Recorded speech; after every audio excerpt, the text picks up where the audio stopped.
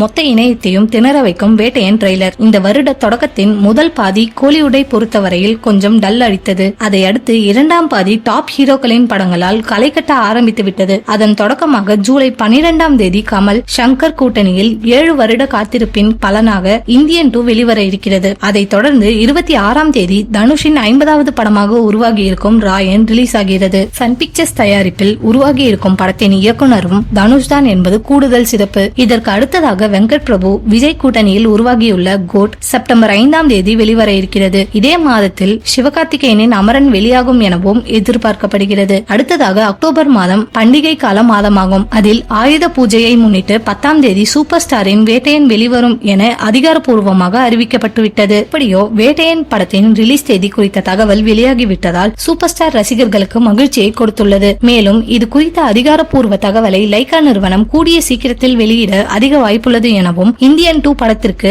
எப்படி லைகா நிறுவனம் மிக பிரம்மாண்டமான இசை வெளியீட்டு விழாவை ஏற்பாடு செய்ததோ அதே போல் வேட்டையன் படத்திற்கும் மிக பிரம்மாண்டமான இசை வெளியீட்டு விழாவை சென்னையில் நடத்த லைகா நிறுவனம் முடிவு செய்திருப்பதாகவும் கூறப்படுகிறது. அதற்கு முன்பாக வேட்டையன் ட்ரெய்லர் வெளியிட இருக்கிறார்களாம். இணையத்தில் ரஜினியின் மாஸ் தெரிக்க போகிறது.